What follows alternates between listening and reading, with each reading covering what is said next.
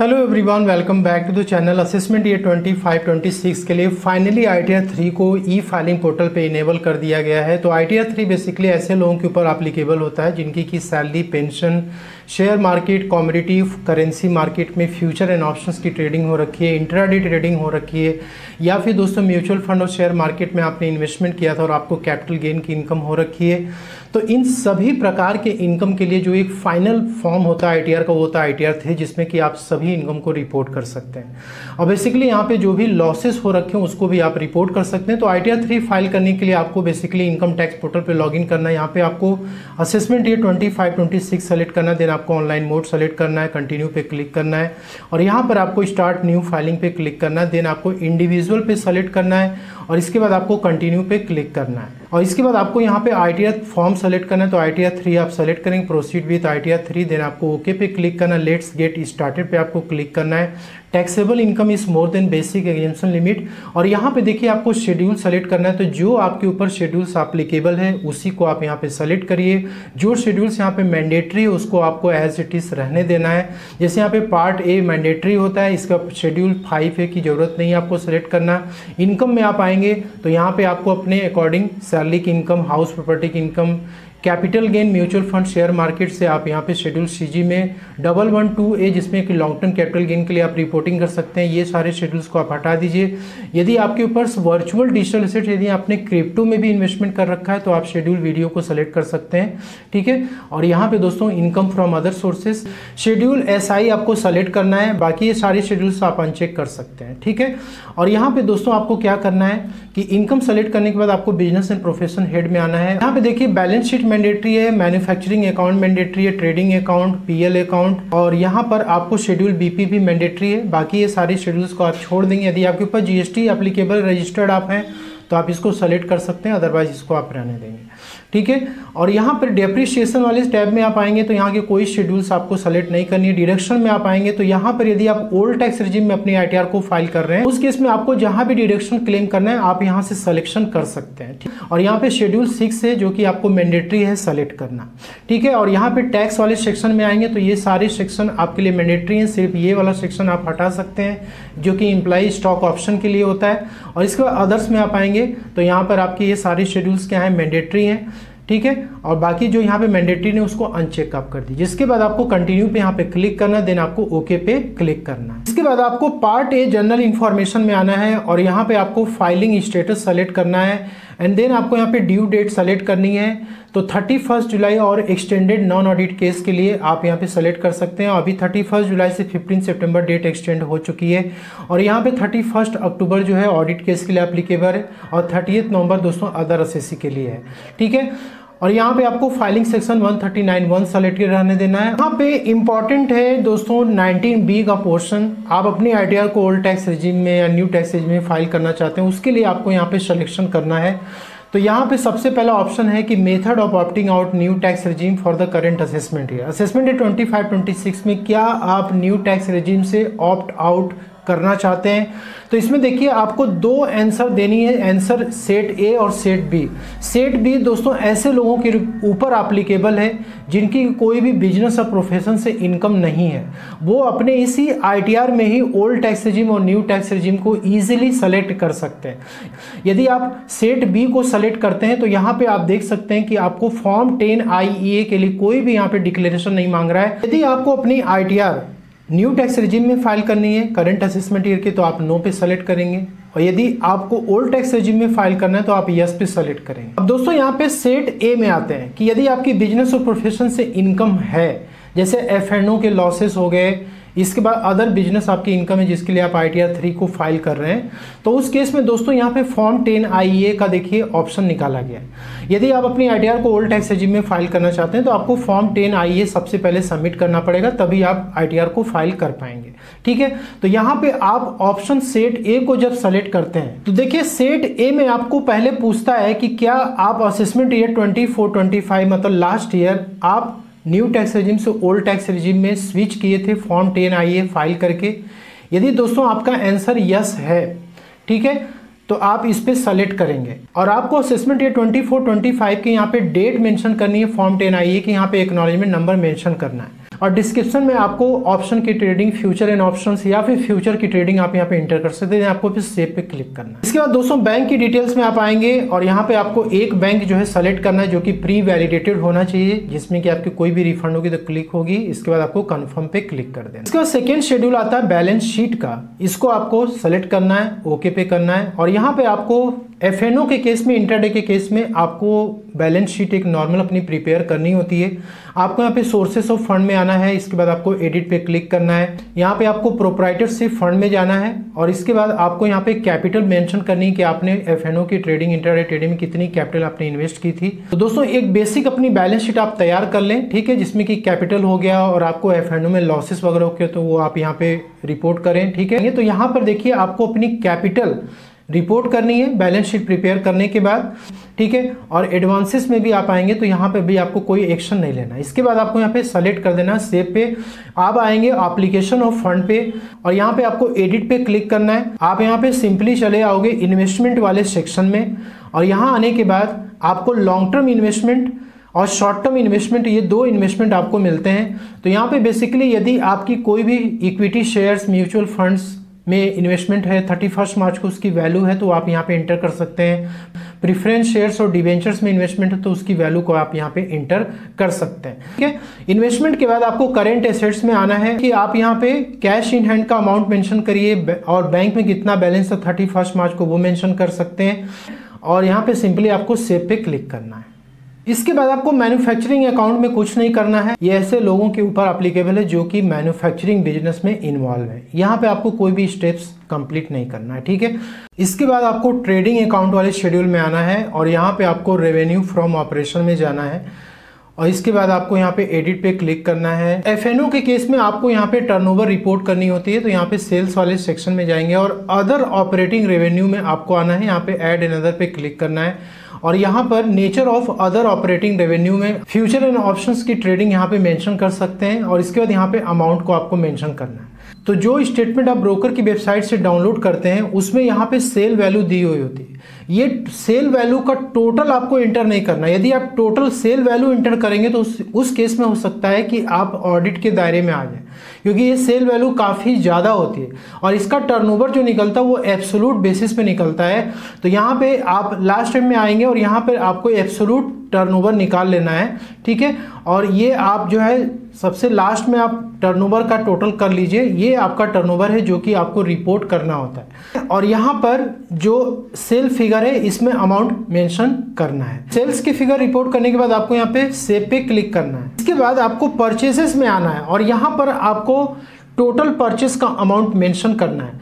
अभी परचेज आप कैसे निकालेंगे इसकी कैलकुलेशन आपको अपनी कर लेनी है। तो हमने यहाँ पे अभी शीट से आपको दिखाया था कि टोटल एफएनओ का कितना टर्नओवर हुआ और एफएनओ में दोस्तों यहाँ पे टोटल लॉस हो गया, ठीक है। तो सेल्स की फिगर तो आपने सेल्स वाले कॉलम में इंटर कर दी आईटीआर में। परचेज के लिए आपको क्या करना है, ये जो सेल्स की फिगर है ना इसमें आपको लॉस ऐड कर देना है। तो ये आपकी टोटल परचेज अमाउंट हो जाएगी और ये आपका लॉसेस क्या होगा, ये आपका आगे कैरी फॉरवर्ड होगा। ये जो परचेज अमाउंट है ये आपको क्या करना है, आईटीआर में यहाँ पे इंटर कर देना है।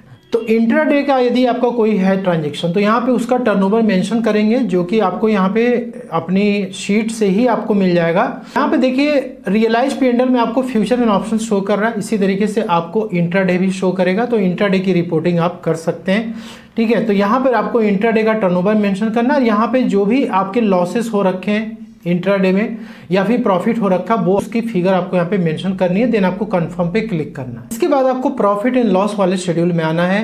तो यहाँ पे जो आपने सेल और परचेस फिगर रिपोर्ट की थी उसके अकॉर्डिंग जो भी आपके प्रॉफिट या लॉसेस होंगे वो यहाँ पे कैरी फॉरवर्ड होकर के आ जाएंगे। और इसके बाद आपको debit to profit and loss account पे क्लिक करना है और यहाँ पे आपको एडिट पे जाना है। और इसके बाद फ्यूचर एंड ऑप्शंस हो गए, इंट्राडे हो गया, इसमें जो भी एक्सपेंसेस होते हैं जिसका कि क्लेम आपको मिलता है जब आप अपनी ये शेड्यूल्स को ओपन करेंगे तो यहाँ पर दोस्तों आपको पूरी एक्सपेंसेस की लिस्ट दी हुई है। तो यहाँ पे आपको आना है पॉइंट नंबर 46 अदर एक्सपेंसेस में और यहाँ पे आपको ऐड अनदर पे जाना है। यहाँ पे नेचर में डाल सकते हैं future and options expenses and then आपको यहाँ पे क्या करना है, उसके बाद दोस्तों यहाँ पे आपको सेव पे क्लिक करना है। इसके बाद आपको शेड्यूल सैलरी वाले हेड में आना है और यहाँ पे सैलरी के केस में आपकी जो भी फिगर होती है वो प्री फिल्ड होकर के यहाँ पे आती है, ठीक है, इसमें आपको कुछ नहीं करना है। हाँ, यदि आप ओल्ड टैक्स रेजिम में आईटीआर को फाइल कर रहे हैं तो यहाँ पे अलाउंसेस आप जो है क्लेम कर सकते हैं। तो यहाँ पे ऐड अंदर पे जा करके इसमें काफ़ी सारी लिस्ट दी हुई अलाउंसेस की वो क्लेम ले सकते हैं। न्यू टैक्स रेजिम में यदि आप जा रहे हैं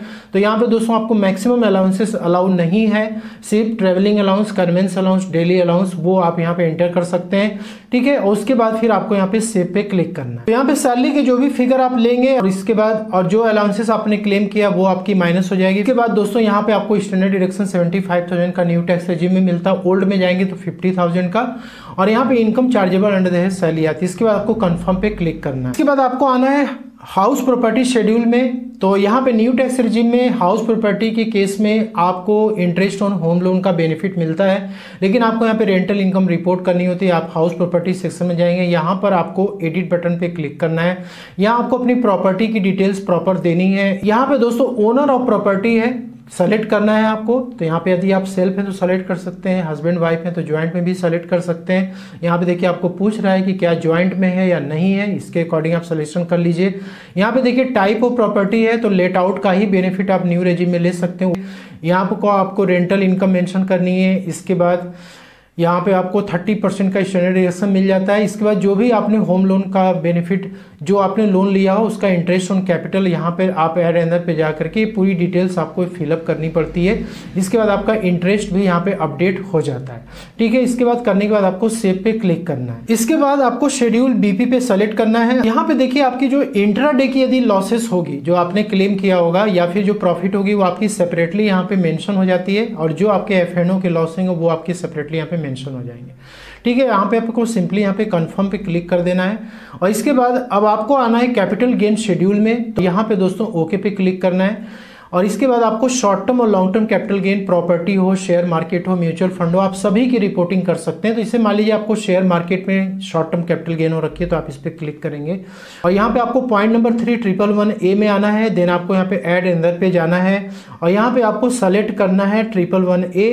तो यहाँ पे आपको म्यूचुअल फंड शेयर मार्केट से 23 जुलाई के पहले जो भी आपको प्रॉफिट और गेन हुआ है आप यहाँ रिपोर्ट कर सकते हैं। 23 जुलाई के बाद यदि प्रॉफिट गेन हुई तो आप यहाँ पे रिपोर्टिंग कर सकते हैं। तो इसके लिए आपको अपनी स्टेटमेंट ओपन कर लेनी है जो आपने तैयार किया होगा, और यहाँ पर इस स्टेटमेंट के अनुसार आपको क्या करना है, अपना एक कैलकुलेशन जरूर कर लेना है दोस्तों।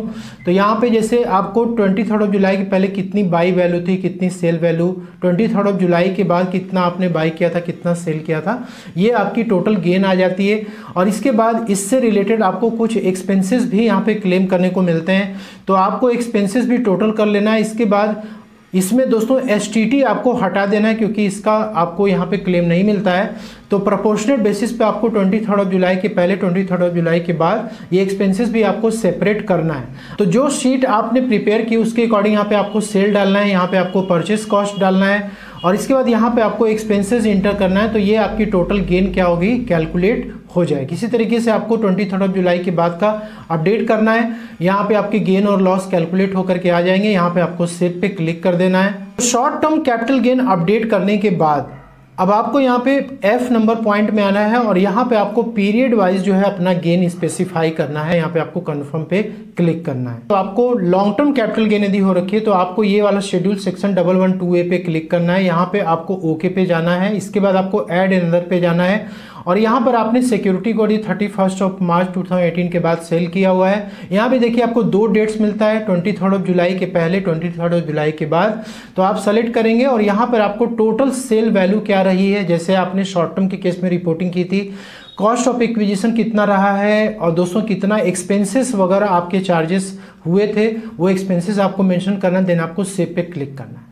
इसी तरीके से 23 जुलाई के बाद का भी फिगर आपको इस तरह से अपडेट करना है। फिगर अपडेट करने के बाद आपको सिंपली यहाँ पे कंफर्म पे क्लिक कर देना। तो ये आपकी लॉन्ग टर्म कैपिटल गेन की शेड्यूल्स भी अपडेट हो जाती है। अब आते हैं शेड्यूल VDA पर, मतलब जो क्रिप्टो करेंसी आपने सेल की हुई है तो उस केस में आपको इस पर क्लिक करना है, ऐड अंदर पे जाना है। आपने क्रिप्टो किस डेट को ली थी, किस डेट को आपने बेची थी। इसके बाद यहाँ पे आपको मेंशन करना है कॉस्ट ऑफ एक्विजिशन कि कितने में आपने उसको खरीदा था, और यदि आपको क्रिप्टो गिफ्ट में मिला हुआ था तो उस केस में सेक्शन 56 6210 में क्या होता है, वो एग्जेम्प्टेड होता है, लेकिन आपने उस क्रिप्टो को बाद में सेल कर दिया, तो उस केस में जो प्रीवियस ओनर है उसका भी कॉस्ट यहाँ पे मेंशन आपको करना है। और यहाँ पे टोटल सेल कितनी थी और यहाँ पे आपकी प्रॉफिट जो आ जाएगी। यदि लॉसेस होगा तो दोस्तों वो यहाँ पे 0 ही दिखेगा।